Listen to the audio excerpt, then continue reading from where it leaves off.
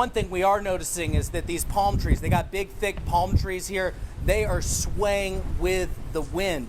Lots of wind, lots of heavy wind is coming through the area right now, and that is what we're seeing. I just touched base with Corey Kemp. He is the Emergency Management Director here in Bullitt County. Corey tells me that they have numerous trees down, some over power lines, some over roads, and that is a real problem as first responders begin to continue to assess the area. We are getting another wind gust, as I talked about.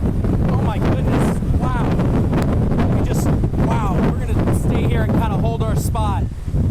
I am not trying to dramatize this for you folks. I really am trying to lean against the wind so that I don't, wow, this wind is really whipping around now because, oh my God, the palm tree literally just collapsed.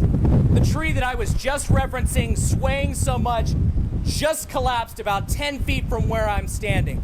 Thankfully, I am safe, my photographer is safe, but this is exactly why, folks, we are asking you to stay inside, because a car could have been under that, a person could have been under that, and that would have been a very dangerous situation.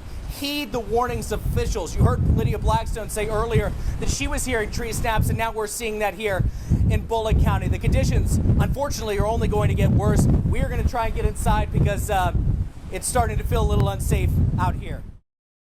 That's right, Shannon. We are here in the middle of the March to Madison Square. This is all part of the Jasper Green ceremony you mentioned.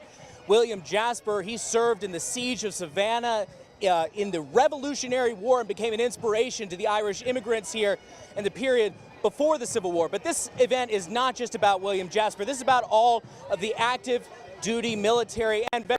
Well, let me tell you, we're in the middle of this parade. Declan, if you can get a shot of the people behind us here, because there are quite a few people here that are here. Everyone from the St. Patrick's Day Committee is here. We have the 3rd ID Band, the Navy Band as well.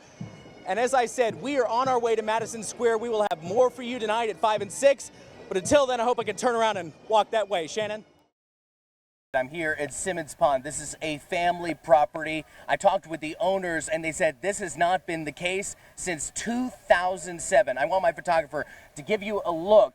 This is a man-made dam. You can see where the roadway is. It's about 6 to 8 feet above where the water line is right now. Last night, the property owner told me he checked it before he went to bed. The water was about 9 inches below that dam. But at some point overnight and into this morning, that dam breached. So all this water normally is not here. This is normally a dry area, according to the property owner. And interestingly enough, this is still a pretty wild scene that we're looking at, but some officials say that it looked even worse earlier today. In just the last 10 minutes, I want my photographer to show this way. Bullitt County officials actually brought in some dirt to block off the bridge. As Jonathan was just mentioning, we are expecting more rain into this afternoon and this evening. So Bullitt County officials are making sure to be prepared, block off this bridge in case the water rises any more. And in just the last 5 minutes, GDOT has just arrived. I've not been able to talk to them to see what they're doing here, but I imagine they are likely checking out to make sure everything is good to go and safe for people here in Bullitt County.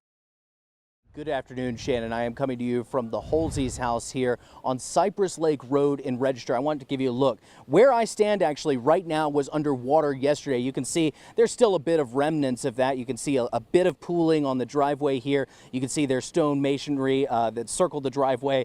It's a bit toppled over. But look right here next door. This is the true devastation of Tropical Storm Debbie. Lots of water has just simply pulled up and completely flooded these homes behind me. This car, when we got here first, Chris, I wanted to show you a look at this. When we got to this car first today, in fact, the water was nearly at the door handle. So you can see it's now receded about a foot and a half, or possibly even more.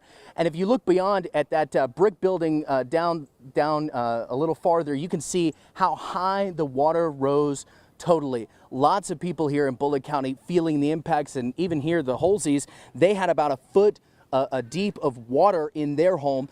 So they certainly were not spared, but they are very thankful to be healthy, to be safe, and to make sure that everyone is doing okay. Bullitt County reminding people to stay indoors because they have closed more than 80 roads, and that's not even considering the more than 700 miles of dirt roads here in Bullitt County. So it's going to take a lot of time. The Georgia Army National Guard is in town. We'll be talking more about that later tonight. For now, in Bullitt County, I'm Andy Cole. And I was in the courtroom as the verdict was being read, and I want to share with you some emotions that I saw. I noticed that Leilani really did not have any emotions until the jury walked out of the room after giving their verdict. I noticed as the jury, the 12 men and women deciding the fate of Leilani Simon, as they left the room, not a single one of those 12 could look Leilani into the eye, knowing that they had found her guilty on all 19 counts. Prosecutors certainly did a good job of presenting all the available evidence. Unfortunately, it was largely circumstantial, but it seems the jurors didn't care about that. They still believed that Leilani Simon beat her toddler son to death and threw him into a trailer park dumpster before lying to police continually over the next several weeks before pieces of his body, unfortunately, were found. So this is the end of a chapter to a very, very big part of Chatham County, and particularly Chatham County police history. I can assure you there's going to be some very happy folks here at Chatham County Police Department.